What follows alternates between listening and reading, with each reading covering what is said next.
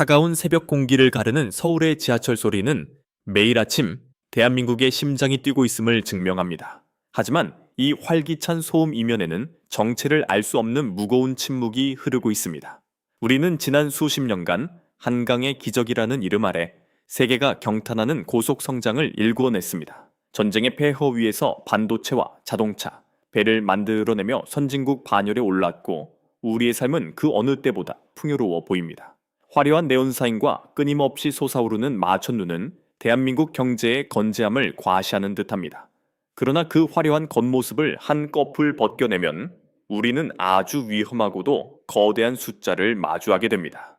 바로 3천조 원이라는 가계부채의 무게입니다. 경제학에서 부채는 양날의 검과 같습니다. 적절한 부채는 성장의 동력이 되고 내일을 앞당기는 지렛대가 되지만 감당할 수 없는 수준의 부채는 성장을 멈추게 하고 삶의 근간을 뒤흔드는 파괴적인 힘을 갖습니다. 현재 대한민국이 마주한 가계부채는 단순한 가계의 문제를 넘어 국가 시스템 전체를 위협하는 역습의 단계에 진입했습니다. GDP 대비 가계부채 비율은 이미 세계 최고 수준을 기록하고 있으며 가처분 소득의 상당 부분이 소비가 아닌 원금과 이자를 갚는 데 사용되고 있습니다. 서민들의 식탁에서 고기가 사라지고 청년들이 결혼과 출산을 포기하며 자영업자들이 한계를 버티지 못하고 무너지는 현상. 이것은 단순한 경기 불황의 징후가 아니라 부채라는 사슬에 묶여 엔진이 꺼져가는 대한민국 경제의 비명입니다. 본 다큐멘터리는 이 숫자가 함축하고 있는 비극적인 진실을 추적하고자 합니다. 왜 우리는 이토록 거대한 빚더미 위에 올라앉게 되었을까요? 부동산 불패 신화에 대한 맹신, 저금리 시대가 영원할 것이라는 착각, 그리고 자산 격차를 줄이기 위해 감행했던 영끌과 비투의 결과물은 이제 우리를 절벽 끝으로 몰아넣고 있습니다. 돈이 돌아야 경제가 살지만 이제 그 돈은 모두 은행의 이자 수익으로 흡수되어 시장의 온기를 앗아가고 있습니다. 우리는 이 다큐멘터리를 통해 대한민국 경제가 왜 멈추려 하는지, 그리고 이 보이지 않는 시한폭탄이 터졌을 때 우리의 평범한 일상이 어떻게 무너질 수 있는지를 냉정하게 응시할 것입니다. 통계 수치 너머에 숨겨진 인간의 욕망과 공포, 그리고 그 끝에서 마주할 생존의 질문들을 시작해 보겠습니다. 위기는 언제나 조용히, 그리고 일상의 가장 깊숙한 곳에서부터 그 징후를 드러냅니다. 한때 대한민국 경제의 허리라 불렸던 중산층의 소비 행태가 변하기 시작한 것이 그 첫 번째 신호입니다. 도심의 화려한 백화점, 명품관 앞에 줄을 서던 풍경은 여전해 보이지만 정작 서민들의 삶을 지탱하는 골목 상권과 전통시장에서는 활기를 찾아보기 힘듭니다. 가게가 쓸 수 있는 돈, 즉 가처분 소득의 상당 부분이 은행 이자로 빨려 들어가면서 실질적인 구매력이 급격히 위축되었기 때문입니다. 통계청의 자료를 들여다보면 가구당 월 평균 이자 비용 지출은 역대 최고치를 경신하고 있으며 이는 곧바로 외식업, 의류업, 서비스업의 불황으로 이어지는 연쇄 반응을 일으키고 있습니다. 더 위험한 징후는 부채 질적 악화에서 포착됩니다. 과거의 부채가 주로 자산 증식을 위한 전략적 선택이었다면 최근의 부채는 생존을 위한 고육지책으로 변질되고 있습니다.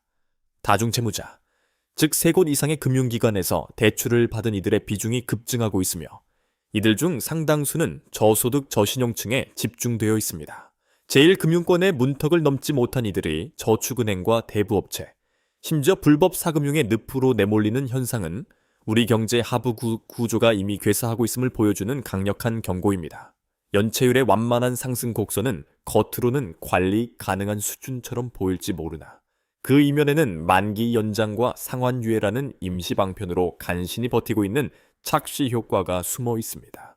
또한 부동산 시장의 거래 절벽과 가격 하락은 담보 가치의 하락을 불러오며 가계의 심리적 마지노선을 무너뜨리고 있습니다.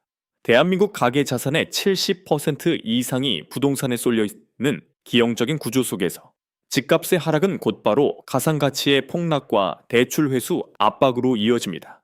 영끌로 내 집 마련에 성공했던 청년 세대는 이제 자산 증식의 꿈 대신 매달 돌아오는 이자 폭탄을 걱정하며 끼니를 거르는 하우스푸어로 전락했습니다.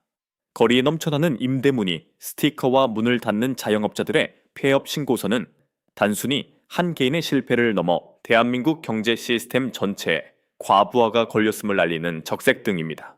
3천조라는 숫자는 더 이상 추상적인 통계가 아니라 누군가의 저녁 식탁을 빼앗고 미래를 저당 잡는 실체적인 위협으로 다가와 있습니다. 3천조 원이라는 숫자가 왜 대한민국 경제에 시한폭탄이 되었는지 이해하기 위해서는 우리 사회의 밑바닥에 흐르는 돈의 운용 원칙과 그 위험한 관성을 들여다봐야 합니다.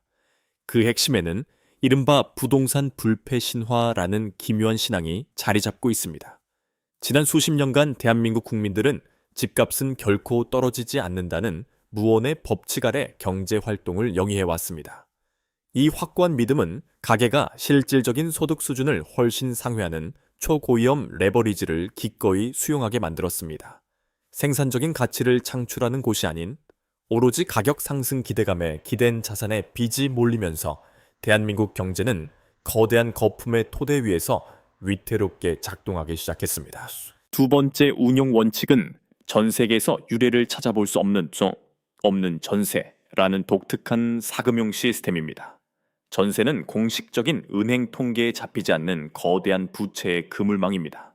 세입자는 은행에서 전세 자금을 대출받아 집주인에게 건네고 집주인은 그 돈을 마중물 삼아 또 다른 아파트를 사들입니다.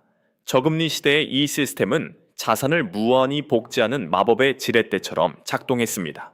하지만 금리가 치솟는 순간 이 원칙은 정반대로 뒤집혀 죽음의 소용돌이로 변합니다. 임대인과 임차인, 그리고 금융기관 사이의 신뢰가 균열을 일으키며 사회 전체의 유동성이 꽉 막히는 동맥경화 현상이 발생하고 있는 것입니다. 더욱 치명적인 것은 대한민국 가계부채의 구조가 변동금리에 과도하게 의존하고 있다는 점입니다. 장기 고정금리 대출이 주를 이루는 선진국들과 달리 한국의 가출 대출은 중앙은행의 결정에 즉각적으로 반응합니다. 이는 글로벌 인플레이션 압력으로 금리가 인상될 때 어떠한 완충 장치도 없이 가계에 직격탄을 날린다는 것을 의미합니다. 투자를 위한 대출이 아닌 삶을 유지하기 위한 대출이 가계의 기본 원칙이 되면서 국민들의 노동 가치는 고스란히 이자를 갚는 데 소모되고 있습니다. 금융 시스템을 살리기 위해 가계가 허리띠를 졸라매야 하지만 그 허리띠가 국가의 성장을 멈추게 하는 이 모순적인 논리가 지금의 대한민국을 지배하고 있습니다. 대한민국의 가계부채 문제를 객관적으로 바라보기 위해서는 시야를 넓혀 글로벌 시장과 비교해 볼 필요가 있습니다. 흔히 부채. 그 자체보다 무서운 것은 부채의 속도와 소득 대비 비율입니다. 국제금융협회 IIF의 보고서에 따르면 대한민국의 GDP 대비 가계부채 비율은 조사 대상 주요국 중 압도적인 세계 1위를 기록하고 있습니다.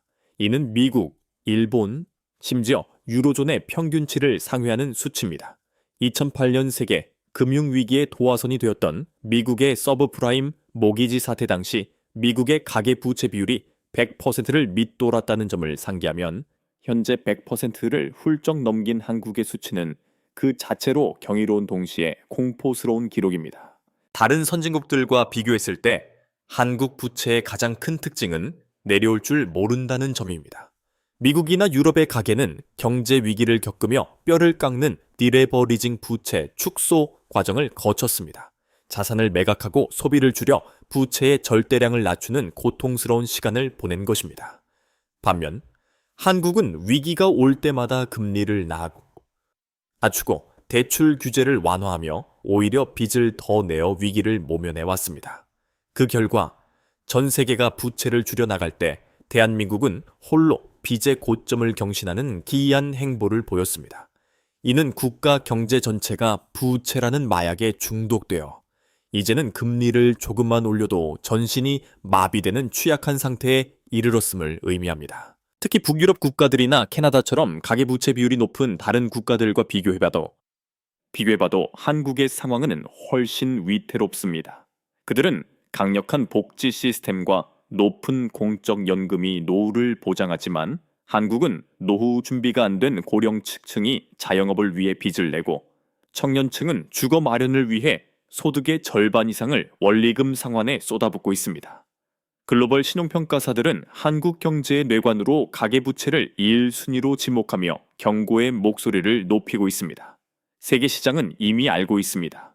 대한민국이 짊어진 3천조 원의 무게가 단순히 한국만의 문제가 아니라 글로벌 금융 질서 속에서 언제 터질지 모르는 가장 약한 고리 중 하나라는 사실을 말입니다. 가계부채 3천조의 무게를 실감하기 위해 우리는 유사한 전철을 밟았던 국가들의 사례와 현재 대한민국이 처한 지정학적 특수성을 살펴봐야 합니다. 1990년대 초반 일본의 버블 경제 붕괴는 우리에게 가장 뼈아픈 교훈을 줍니다. 당시 일본은 부동산은 영원히 오른다는 맹신 속에 가계와 기업이 유례없는 대출 잔치를 벌였습니다. 하지만 금리 인상과 대출 규제가 시작되자마자 자산 가치는 폭락했고 일본 국민들은 수십 년간 빚을 갚는 데만 혈안이 된 잃어버린 30년의 늪에 빠졌습니다.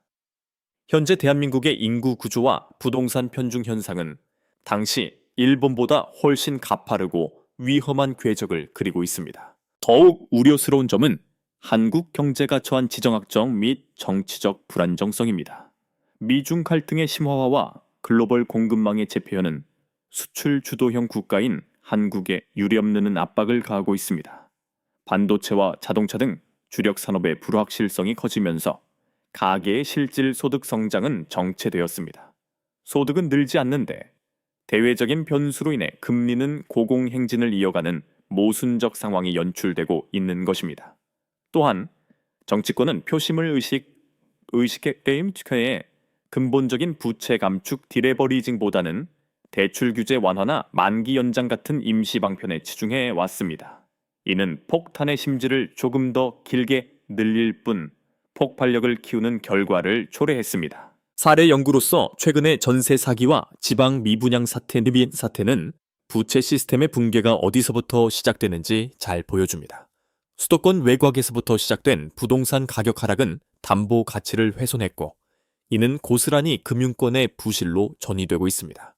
특히 소규모 건설사와 지방 저축은행들의 위기는 1997년 외환위기 당시의 공포를 상기시킵니다. 정치적 이해관계로 인해 부실을 뒤로 미루는 사이 가계는 높은 이자 비용을 감당하기 위해 교육비와 식비를 줄이며 생존 투쟁을 벌이고 있습니다.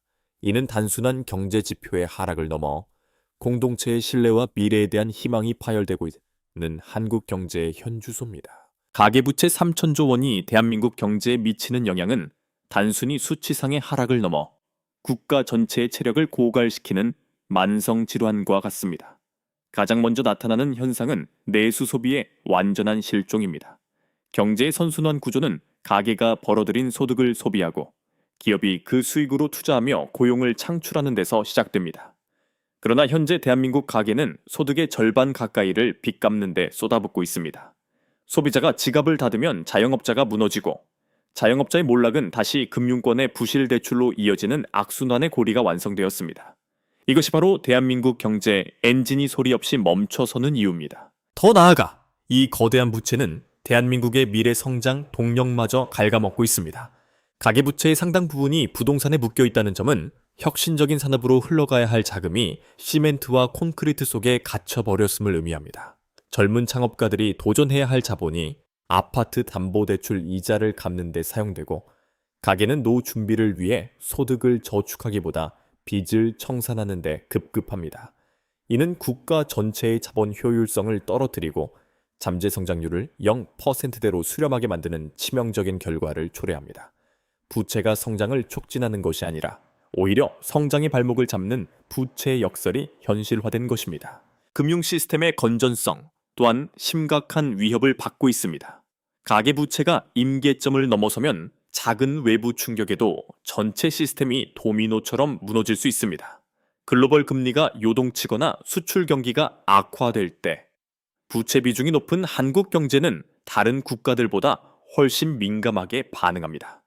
외국인 투자자들은 한국의 가계부채를 코리아 디스카운트의 핵심 요인으로 지목하며 자금을 회수할 기회를 엿보고 있습니다. 결국 3천조 원의 부채는 대한민국을 외부 충격에 가장 장취약한 유리몸으로 만들었으며 이는 국가 신용 등급 하락과 외환 위기의 재발 가능성이라는 거대한 그림자를 드리고 있습니다.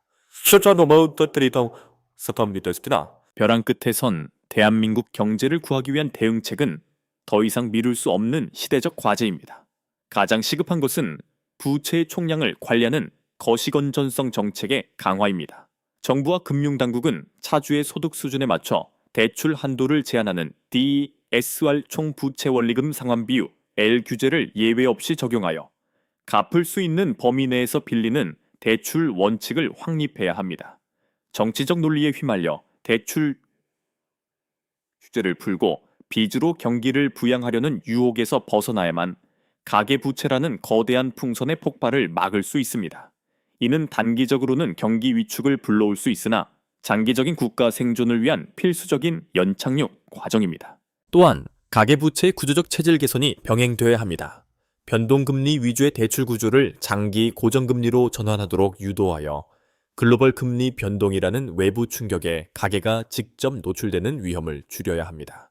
이와 함께 전세라는 기형적인 사금융 시스템을 제도권 안으로 끌어들여 투명성을 높이고 전세 보증금이 갭 투자의 수단으로 악용되지 않도록 보증 제도를 전면 개편해야 합니다.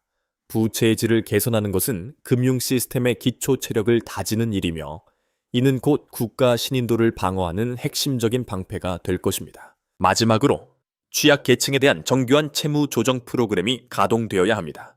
모든 부채를 일괄적으로 탕감하는 도덕적 해이를 경계하되 성실하게 상환 의지가 있는 최초는 다중채무자나 소상공인들에게는 이자 감면이나 상환 기간 연장 등 숨통을 틔워주는 맞춤형 지원이 필요합니다. 부채 문제가 사회적 파산으로 이어져 복지 비용이 폭증하는 최악의 시나리오를 막기 위해 선제적인 채무 재조정은 경제적 비용 측면에서도 훨씬 효율적인 선택입니다. 정부는 이제 빚이 권하는 사회에서 빚을 관리하는 국가로 패러다임을 완전히 전환해야 할 때입니다. 거대한 국가적 경제 위기의 소용돌이리 속에서 가장 중요한 것은 결국 개인의 생존 전략입니다. 시스템이 흔들릴 때 무방비 상태로 노출되지 않기 위해 우리는 부채 다이어트를 최우선 순위에 두어야 합니다. 저금리 시대의 향수에 젖어 레버리지를 활용한 공격적 투자를 지속하는 것은 자살 행위와 같습니다. 이제는 자산의 규모를 키우기보다 부채의 질을 개선하고 원리금 상환 부담을 최소화하는 수비형 재무 설계로 전환해야 합니다. 고금리 대출부터 우선적으로 상환하고 가처분 소득의 일정 비율을 반드시 비상 예비비로 확보하여 예상치 못한 소득 중단이나 추가 금리 인상에 대비하는 유연함이 필요합니다. 또한 자산 포트폴리오의 과도한 부동산 편중에서 벗어나야 합니다. 대한민국 가계 자산의 대부분이 유동성이 낮은 부동산에 묶여 있다는 점은 위기 상황에서 치명적인 약점이 됩니다. 자산의 일부를 현금성 자산이나 달러, 금과 같은 안전자산으로 분산하여 시장의 변동성에 대응할 수 있는 흔한 방어막을 구축해야 합니다. 내 집 마련이 인생의 유일한 목표가 되었던 과거의 관성에서 벗어나 변화하는 인구 구조와 경제 환경에 맞춰 거주와 투자를 분리하는 냉철한 시각이 요구됩니다. 위기는 곧 자산의 재편을 의미하며 살아남는 자만이 다음 상승장에서 기회를 잡을 수 있다는 사실을 잊지 말아야 합니다. 마지막으로 가장 강력한 생존 전략은 본질적인 자기 가치의 증대입니다. 금융자산은 시장 상황에 따라 증발할 수 있지만 개인이 보유한 기술과 전문성은 그 어떤 경제 위기 속에서도 배신하지 않는 최후의 보루입니다. 급변하는 고용시장과 인공지능 시대의 도래 속에서 자신의 몸값을 높일 수 있는 지속적인 학습과 자기개발은 부채의 늪에서 빠져나올 수 있는 가장 확실한 탈출구입니다. 경제적 문맹에서 벗어나 세상의 흐름을 읽는 통찰력을 기르고 군중 심리에 휩쓸리지 않는 단단한 내면을 갖추는 것. 그것이 3천조 원의 역습이라는 거대한 파도 위에서 개인의 삶을 지켜낼 유일한 항해술입니다.